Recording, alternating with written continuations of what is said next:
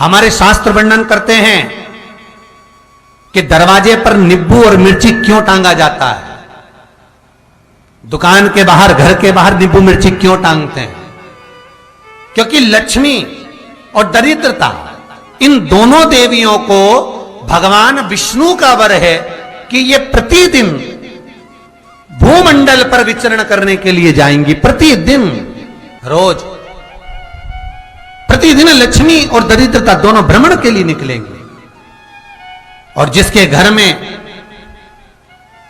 मिष्ठान रखा होगा, उसके घर में लक्ष्मी मीठा खाने के लिए अंदर प्रवेश कर जाती है।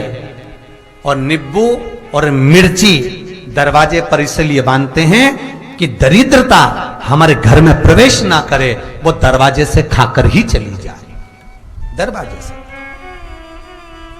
एक बात बहुत ध्यान रखना, जिसके घर में फ्रिज में, डलिया में या रसोई घर में नींबू और मिर्ची ये दोनों एक ही जगह रखे रहते हैं, उसके घर में कभी शांति नहीं रहती है।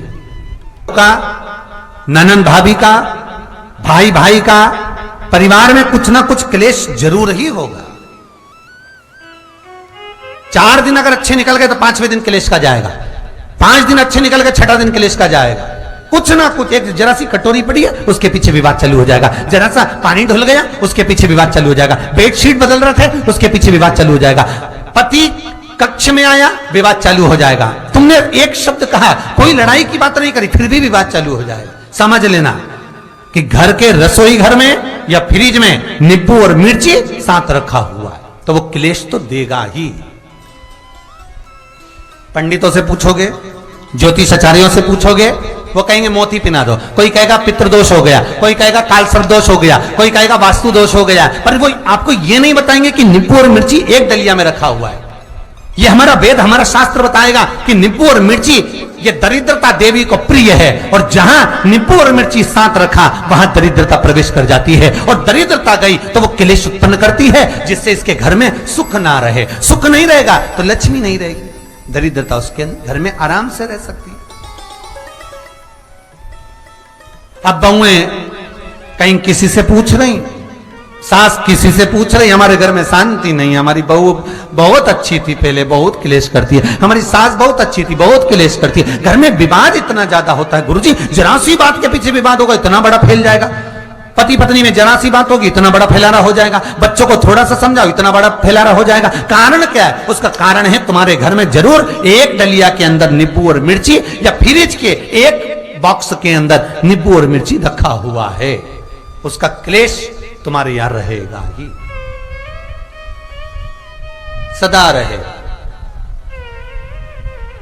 इसलिए महाराज नींबू मिर्ची दरवाजे पर टांगा जाता है, बाहर संग नहीं, बाहर जाए। एक बात बहुत सुंदर है, जैसे दूध और दही दोनों एक ही झोले में, एक ही बैग में, एक कैरी बैग के अंदर दूध और दही अलग अलग पॉलिथीन में बंधे हुए हैं, अलग अलग डोलची में, अलग अलग डब्बे में रखे हुए हैं।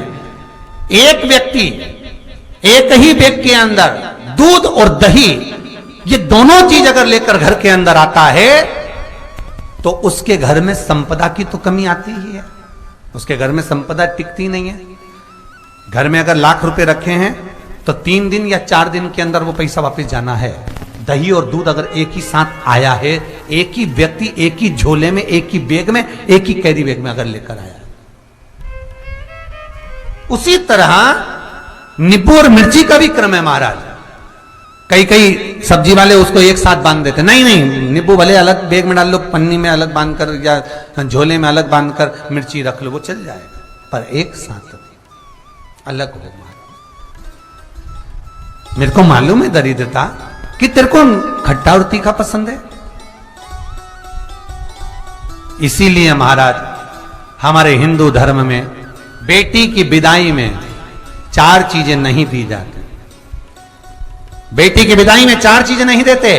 पहली झाड़ू, दूसरी सुई, तीसरी चलनी, और चौथा अचार की बरनी।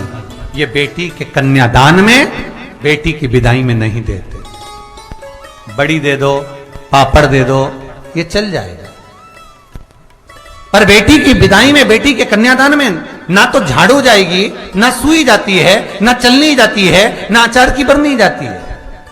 और मेरा निवेदन है, अगर बेटी को तुम्हारे घर का, तुम्हारे हाथ का अचार कितना भी पसंद हो और बेटी के मम्मी बना के दे रहे, नहीं, मत देना, क्योंकि बेटी तन, मन और धन, ये तीन चीजों से दुखी रहेगी। अगर माँ ने अचार दे दिया तो बेटी के घर में या तो तन से दुखी रहेगी, या मन से दुखी रहेगी, या धन से दुखी रहेगी। बेटी को ये तीन दुख तो रहेंगे ही। कई लोग तो अपनी बहू से कहते हैं, बेटा तू मायके जा रही, तेरी मम्मी के हाथ का अचार अच्छा लगता है, लिया ना बांध के। अब उनको कौन समझा? तुमने तो कह दिया बांध के लिया ना, पर उसको समझो तो सही, क्यों नहीं लाना है?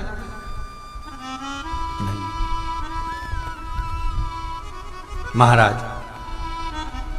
दरिद्रता देवी को क्रोध आ गया। लक्ष्मी जी के साथ नारायण जाने लगे तो लक्ष्मी जी बोली, रुको प्रभु, मेरी बहन पीपल के पेड़ के नीचे बैठी है, आप कृपा करो। भगवान विष्णु ने कहा, सुनो लक्ष्मी, लक्ष्मी और नारायण इस पीपल के वृक्ष के नीचे आकर दरिद्रता देवी से मिले हैं। 7 दिन तक, पूरे सप्ताह पीपल के वृक्ष के नीचे लक्ष्मी और नारायण का वासा होगा। जो पीपल के वृक्ष के नीचे आकर दीप जलाएगा, पूजन करेगा, पाठ करेगा, उसको संपदा की प्राप्ति होगी। इतने में दरिद्रता देवी खड़ी हो गई और दरिद्रता ने कहा, वाह नारायण वाह, क्या बात है आपकी, पीपल के वृक्ष के नीचे तुम मिलने के लिए आए, मैं तो पहले से बैठी थी। 7 दिन तुमने अपने कर लिए, इसमें 1 दिन मेरा होगा। भगवान ने कहा, कौन सा? तब दरिद्रता देवी कहती है, रविवार का दिन पीपल के वृक्ष के नीचे ये दरिद्रता देवी विराजमान रहेगी।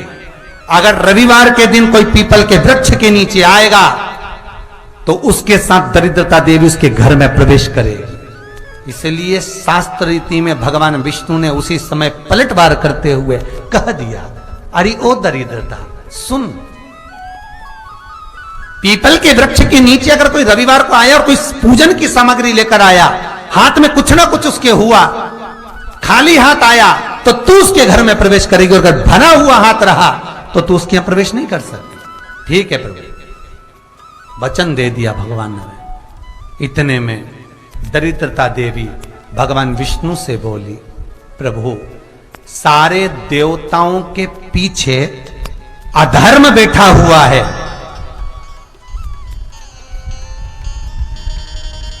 सारे देवताओं के पीछे अधर्म बैठा हुआ है। दुख और दरिद्रता कहां जाकर बैठे, आप स्थान बता दीजिए।